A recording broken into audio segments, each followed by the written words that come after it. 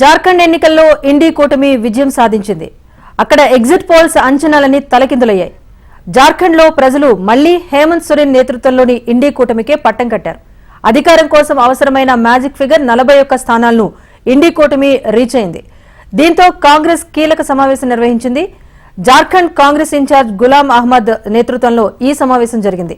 సమావేశానికి జార్ఖండ్ కు పరిశీలకులుగా ఏఐసీసీ నియమించిన తెలంగాణ డిప్యూటీ సీఎం భట్టి విక్రమార్క హాజరయ్యారు. కాగా అక్కడ ప్రభుత్వ ఏర్పాటుపైన చర్చించారు. జార్ఖండ్ లో జేఎంఎం కాంగ్రెస్ కలిసి పోటీ చేశాయి. కాంగ్రెస్ పార్టీ అధిష్టానం భట్టి విక్రమార్కను జార్ఖండ్ ఎన్నికల సీనియర్ పరిశీలకునిగా, స్టార్ క్యాంపెయినర్ గా, ఫలితాల ముందు రోజు అబ్జర్వర్ గా నియమించింది. పార్టీ బాధ్యతలు అప్పగించడమే తరువాయి భట్టి విక్రమార్క జార్ఖండ్ బయలుదేరి వెళ్లి మిత్రపక్షాల సీట్ల సర్దుబాటులో కీలక పాత్ర పోషించారు. ఎక్కడా వివాదాలకు తావు లేకుండా సీట్ల పంపకం, ఉమ్మడి ప్రచార ప్రణాళికను ఖరారు చేశారు. దీనికి సంబంధించి అప్డేట్ మా ప్రతినిధి ప్రేమ్ అందిస్తారు. ప్రేమ్, చెప్పండి. జార్ఖండ్ లో అయితే కాంగ్రెస్ పార్టీ దూసుకు వెళ్తోంది. సో అధికారం చేపట్టే దిశగా ముందుకు వెళ్తోంది. సో ఇందులో కీలక పాత్ర తెలంగాణ డిప్యూటీ సీఎం భట్టి విక్రమార్క పోషించారన్నది స్పష్టమవుతోంది. సో ఆయన ఏమన్నారు ఇక్కడ వచ్చిన రిజల్ట్స్ పైన?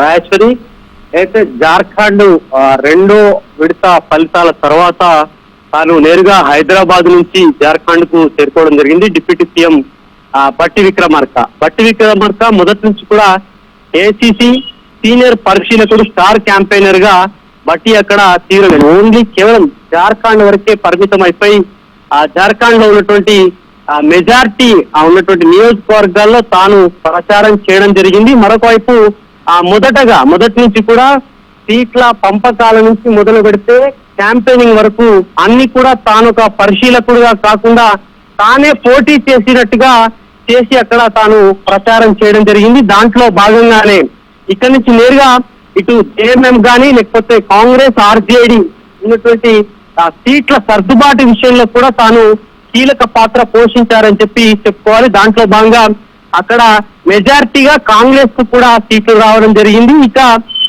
ఒకవైపు ఇప్పటికే లాంఛనంగా కాంగ్రెస్ కూటమికి సంబంధించి విజయం సాధ్యమైన మినహా అక్కడ సీఎం కు సంబంధించిన దానిపై జార్ఖండ్ లో హేమంత్ సోరెన్ తో కూడా వారింట్లో ప్రత్యేకంగా భేటీ కావడం జరిగింది.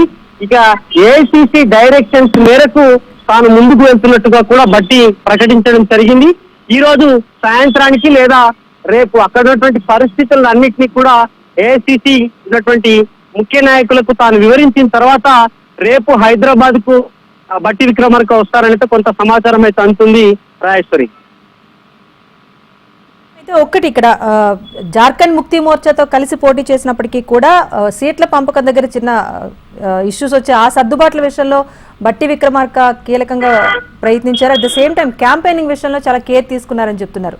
సో ఇప్పుడు గెలుపు విషయానికి వచ్చేసరికి పూర్తి బాధ్యత భుజాన వేసుకుని తీసుకున్న భట్టి విక్రమార్క ఇప్పుడు కీలక సమావేశం కూడా ఏర్పాటు చేసినట్టుగా తెలుస్తోంది. సో ఈ సమావేశంలో ఎలాంటి విషయాలు చర్చించే అవకాశం కనిపిస్తోంది?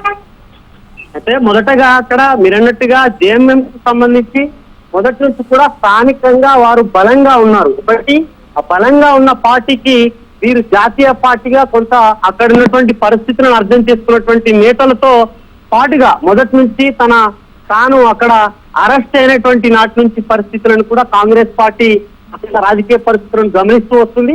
దాంట్లో భాగంగానే పొత్తులకు అక్కడ ఉన్నటువంటి నాయకులతో, కాంగ్రెస్ స్థానికంగా ఉన్నటువంటి నాయకులతో పాటు ఏఐసీసీ నాయకులు కీలకంగా దాదాపు 40 ఏళ్లు రాజకీయాల్లో ఉన్నటువంటి భట్టి విక్రమార్క ఎట్లాంటి రాజకీయ పరిస్థితులనైనా తాను సెట్ చేయగలుగుతాడని భావించినటువంటి ఏఐసీసీ తనకు కీలక బాధ్యతలు అప్పచెప్పింది. దాంట్లో భాగంగానే ఇప్పుడు టికెట్ల పంపిణీ కానీ లేకపోతే టికెట్ల పంపిణీ నుంచి మొదలు పెడితే డే టు డే జరిగేటువంటి ప్రచారానికి సంబంధించినటువంటి డైలీ అప్డేట్స్ కూడా దాన్ని తీసుకోవడం జరిగింది.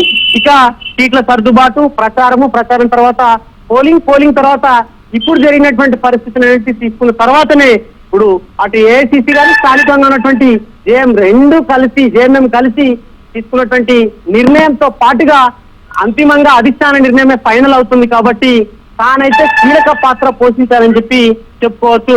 Rajeshwari, right. Thank you Prem.